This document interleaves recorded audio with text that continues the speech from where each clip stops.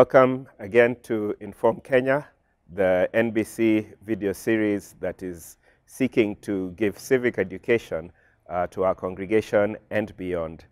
And we seek to be able to understand how can we be better prepared for the 22 elections by understanding our responsibility to our nation as believers.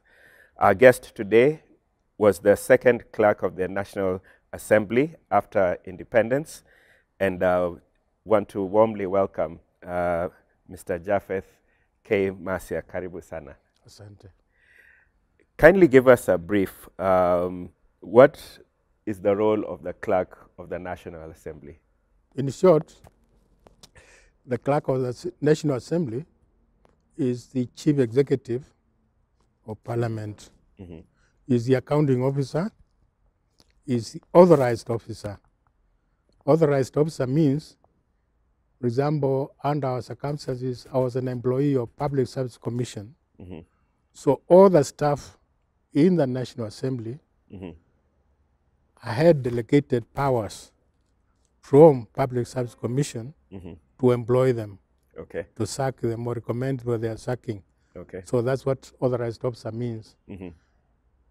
The clerk of the National Assembly, more fundamentally, is the principal procedural advisor Mm-hmm. to the Speaker of the National Assembly Mm-hmm. and members of Parliament. Mm-hmm. So he has to be a specialist Mm-hmm. in parliamentary procedures and practices. Okay. He has to understand the Constitution of Kenya, Mm-hmm. the standing orders of the House, Mm-hmm. any other legislative matters that govern the running of the government of Kenya. Mm-hmm. As you are aware, Parliament is the third arm of government. Yes. And therefore, that capacity as that of government, third arm of the government, Mm-hmm. they must understand how a government operates, Mm-hmm. their role in it, Mm-hmm. and how they balance with each other in the running of the government. Mm-hmm. So basically, I would say that the clerk is the engine Mm-hmm. which runs Parliament. The Speaker is a political appointee. Mm-hmm. They come and go Mm-hmm. depending on the election results. Mm-hmm. But the clerk and his staff are the permanent staff in the House Mm-hmm. who make Parliament keep running, Okay. who make sure that Parliament functions, Mm-hmm. who expand the services available to members of Parliament Mm-hmm. to do their duties. Okay. As they are elected every other 5 years, Mm-hmm. it is for the team of the clerk and the staff Mm-hmm. to prepare them Mm-hmm.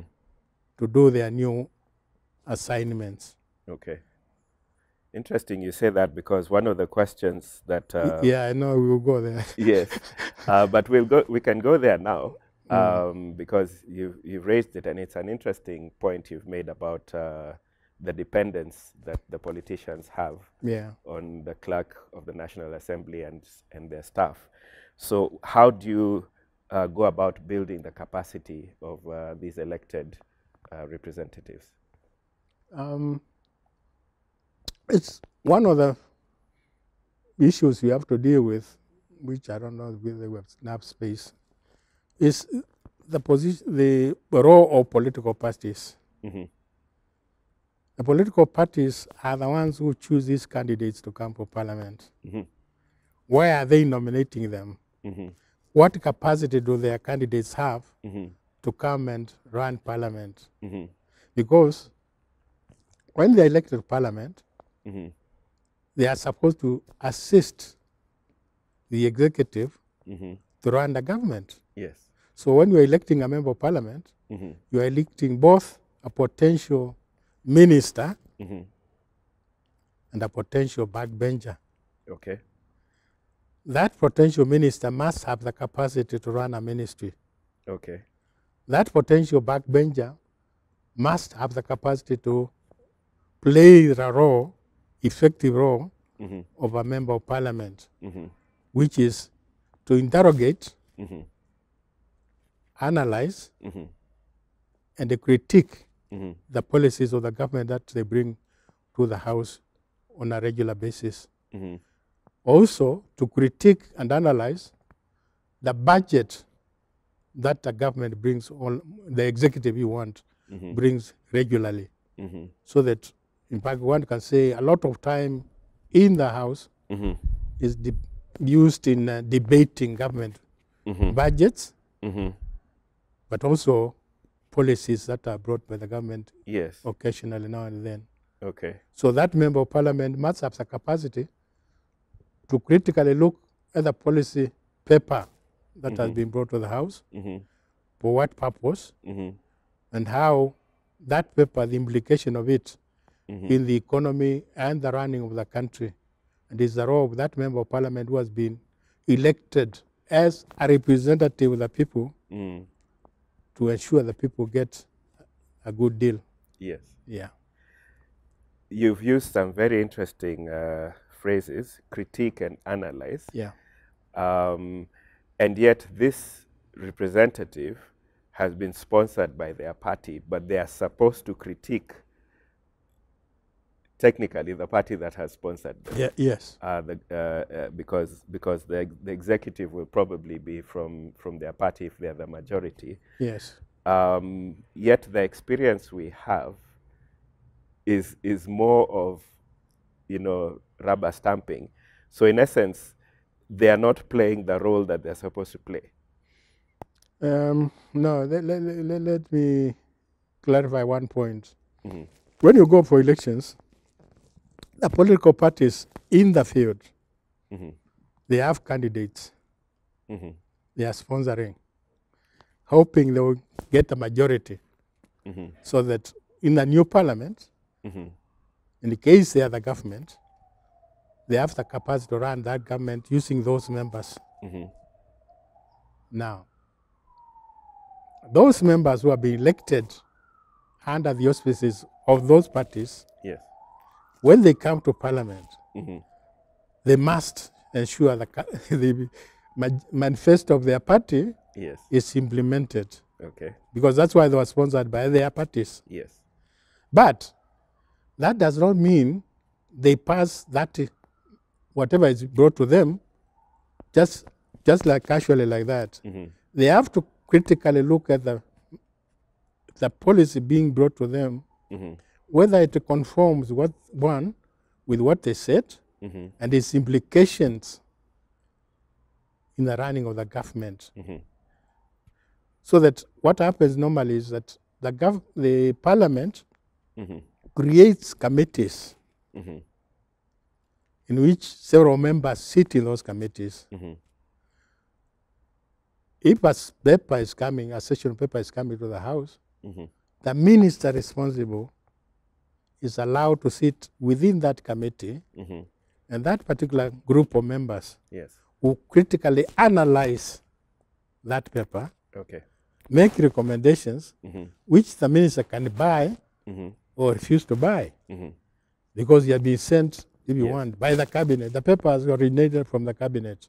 So the cabinet might have a different view from what the committee is saying. And therefore, when they reach that level of disagreement, the party policy now prevails. But the member had an opportunity at that level to create a situation in which some of his amendments can be accepted. So that along the way, it influences the policy. The committee system in the House, if we can add one or two things about it, it's a one tool used by parliaments to facilitate members to few participants in the policy formulation, so that this issue of being rubber stampers doesn't arise. I'm not sure whether you are aware currently now, although I don't want to talk about the 2010 Constitution as yet, but currently you are aware of the existence of Budget and Appropriation Committee, where the technical people from Treasury will prepare papers about the budget and all that. Now, Parliament has a committee on budget, Appropriation Committee, but they have also an office about budget office, which critically now with professionals now, if you want, counterparts to the ones of the Treasury, Yes. who analyze this budget and give the members their views about what they think about it. Yes. So when the members of the Budget and Appropriation Committee are discussing that paper, which has been brought by Treasury, they will counter-check against what their own officers are advising them. Okay. And therefore, through that, they should influence the changes that are possible within the budget statement that have been brought by the Treasury. Yeah, so it's not that easy that they just rubber stamp. The parliaments have evolved in a big way, so that nowadays you can say they have a lot of teeth. Yeah. Okay. So there's that sounds like quite a big responsibility, and the way you've explained it, there's a responsibility that goes beyond the main chamber of Parliament. Yes. To do that. Yeah. What kind of capacity, what kind of skills do the people's representatives need to have in order to carry out these functions at that plenary level, but also at the committee level? Yeah. Well, what a member of Parliament should have basically is determined by the electors. And therefore, it's not easy to define the qualification of a representative of the people. It's what the people themselves want. What Parliament does then, once that person, whether qualified or not, comes to Parliament, is to facilitate that member to develop the necessary skills so that he can play his role as a member of Parliament. As a critic, through questions, through the other process we talked about, debates and all that. But otherwise, it is for each constituency themselves to determine what sort of leader or sort of representative do they think they want. Yes. If they bring somebody who is not up to it, unfortunately, it's for them to stay that long. Yes. But otherwise, Parliament, of course, through legislation, the Electoral Act and all that determines the qualifications of different candidates. Yes. That's why, for example, now you are saying any governor must have a degree. Yes. If you want to be president or deputy president, you must have a degree. And therefore, unless the qualifications are defined in law, it's not easy to determine in advance what sort of skills an individual has when before coming to Parliament. So the staff now, the National Assembly staff, do they have a program that runs to be able to build that kind of capacity? Yes, the members of the Parliament itself, through the staff, they organize a lot of seminars for members of Parliament. In fact, when they come for the first time, what we used to do is they will organize orientation courses. Yes. Where you bring in experts from other parliaments, and they take members of Parliament through that process of telling them, if you want, initiating them to the role of Parliament. Yes. Yes. And the issues we have discussed, how to interrogate certain bills and all that, they are taken through that process. In addition, these are sent out to other parliaments for exposure. Okay. Not only that, within the Parliament, there are a lot of international organizations in which Kenya Parliament is a member. For example, we have Commonwealth Parliamentary Association. Yes. We have International Interparliamentary Union.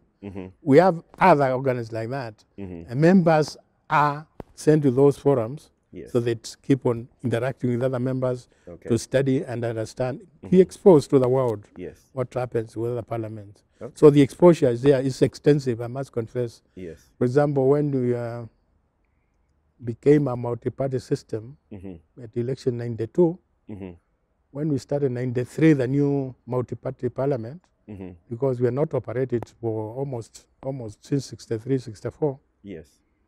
We got a lot of assistance from development partners to send a lot of members to all other jurisdictions which deal with multi-party system, so that they're exposed to what happens, so that when that experience again, then when they come home, they can use it for that purpose. Okay. So the opportunities are there for the members to be Yes. educated, exposed to other Okay. experiences elsewhere. That's helpful. That's helpful to know, because then it means that for voters who are looking, to have somebody new to come in, at least they have that assurance that this person will be equipped thoroughly to be able to carry out their role. No, in addition to that, if I can add, Kenya Parliament has one of the best libraries in the country, if I can tell you that. And that library has researchers and librarians.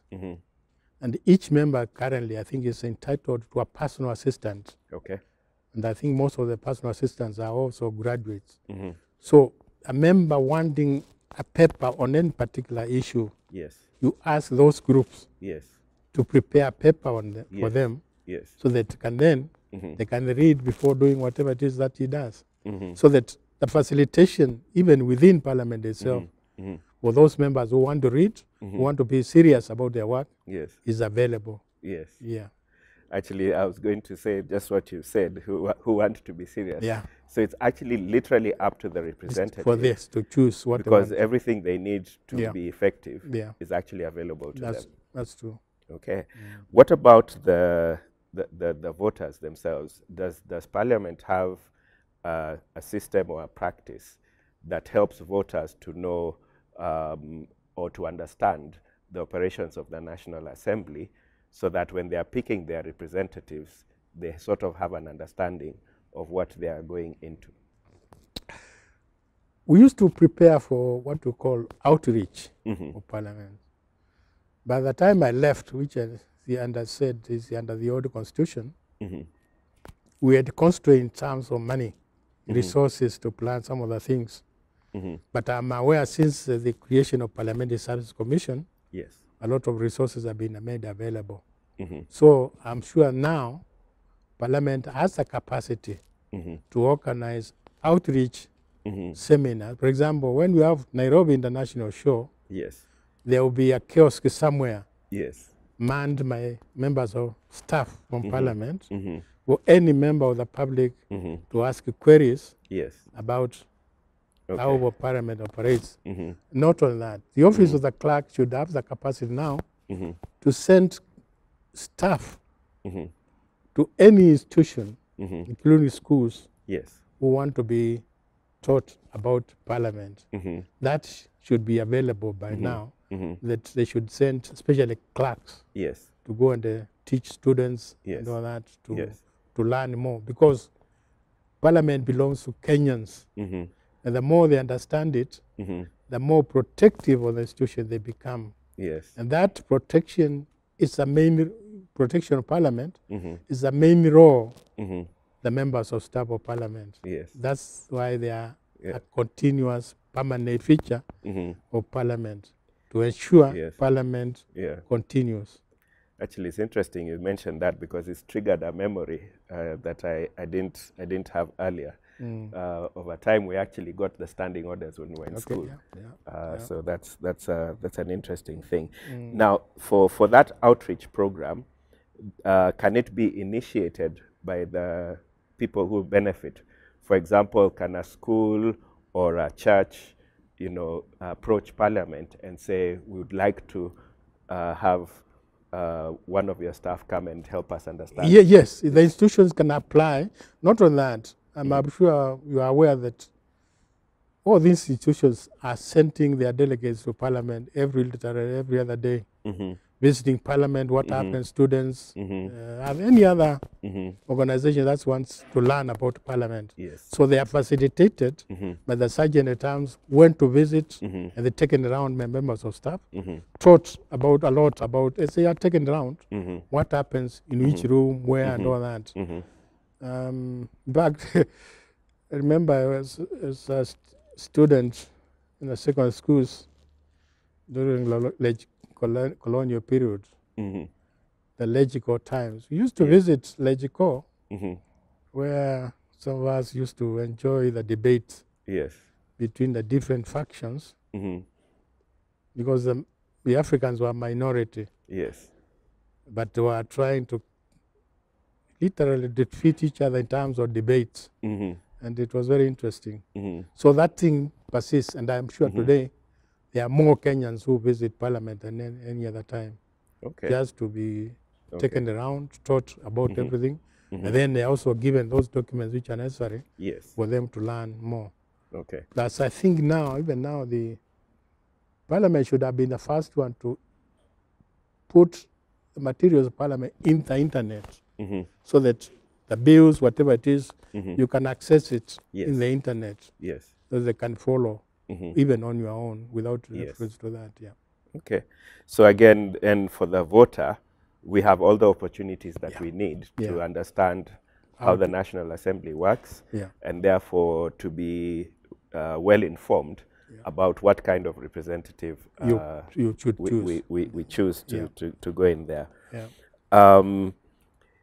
This might be an interesting, because you had addressed it earlier, but right now, you know, with different parties fronting different persons, and there's this debate that is going on in the country about 6-piece versus, you know, don't vote 6-piece. For the voter, if they are looking at this representative, in as much as there are different ones that are being sponsored, what really then should inform their decision to settle on a particular candidate? That's a bit challenging to prescribe, because, you know, there's this thing we call freedom, a freedom of choice. Yes. So each voter has a freedom of choice. But the different factions, different parties, even independent candidates, are persuading the same voters to vote for them. Yes. So it's not easy, for example, for Parliament to have any say in what sort of people who should be elected Parliament.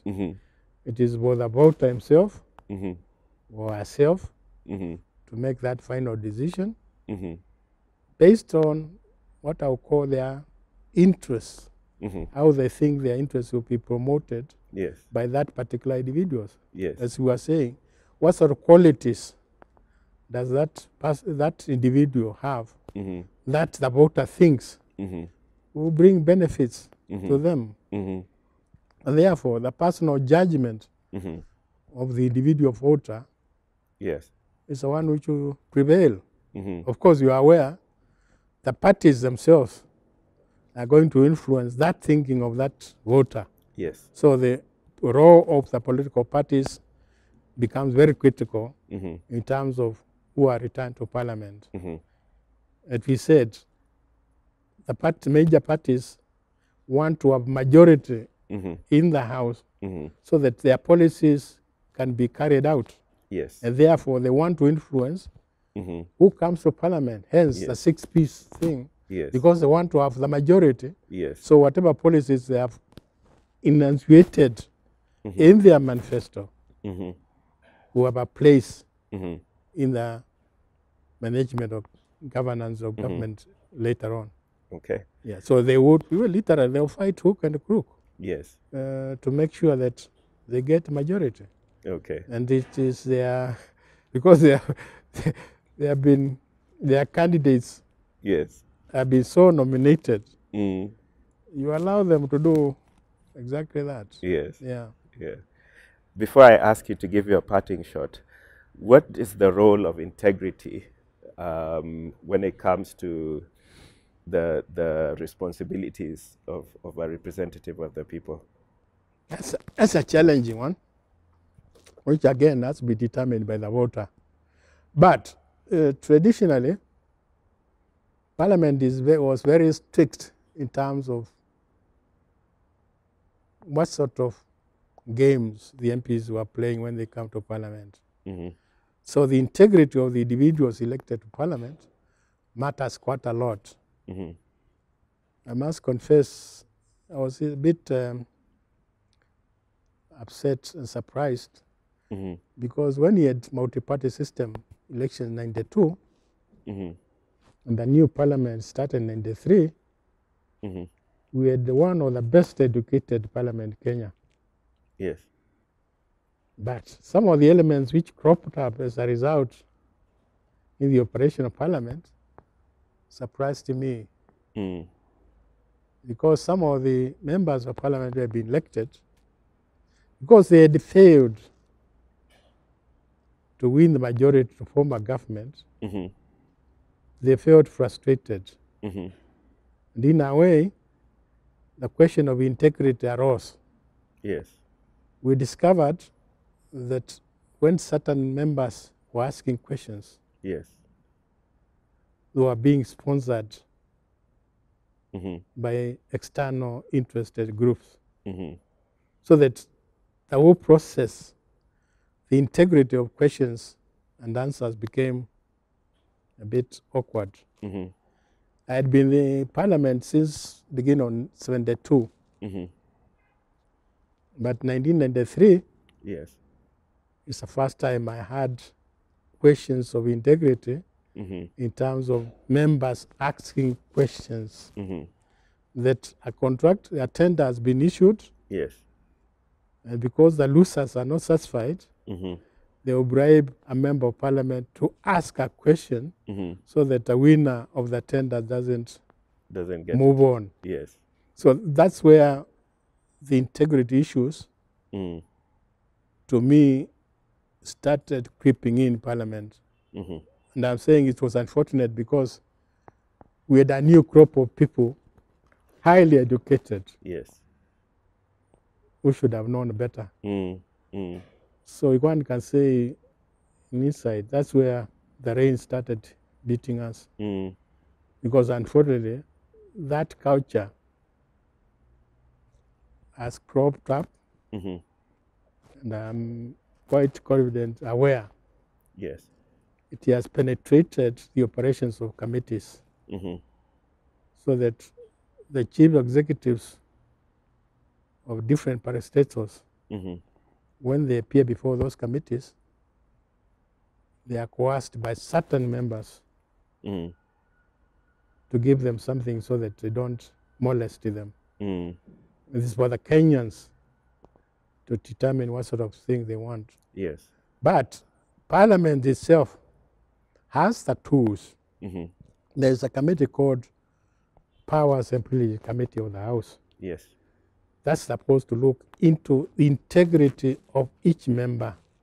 If any issue is raised, yes, and that committee is chaired by the Speaker, that committee is expected to delve into that issue. All parliaments take that thing very seriously, especially parliamentary parliaments, not congressional. Yes. The American system, which I don't know, we have time to talk about it, has its own challenges. And we borrowed it with the new constitution without preparing ourselves for it. Yes. So in my own judgment, we have certain skills to jump. Yeah. Okay. What would be your parting shot to somebody who's looking at August 2022 with regard to a proper representation within Parliament, or with regard to how they can better understand what kind of representative would work best for them? Kenya Legislative Council was started in 1907. So we have a wealth of experience on how a parliament is run. Since 1907, you are aware, we got independence constitutionally. What that means is that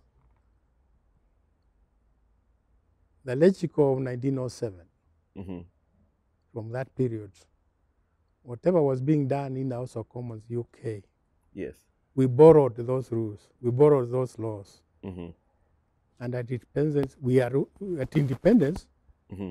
inherited them. So we are very rich in terms of what happens in a parliament. We are not a monarchy. So for us to survive as a parliamentary democracy, Mm-hmm. we have to strengthen the institution of parliament. Mm-hmm. We have to understand how our parliament is run Mm-hmm. and stick to it, Yes. stick to its rules. Yes. Force our members to be Mm-hmm.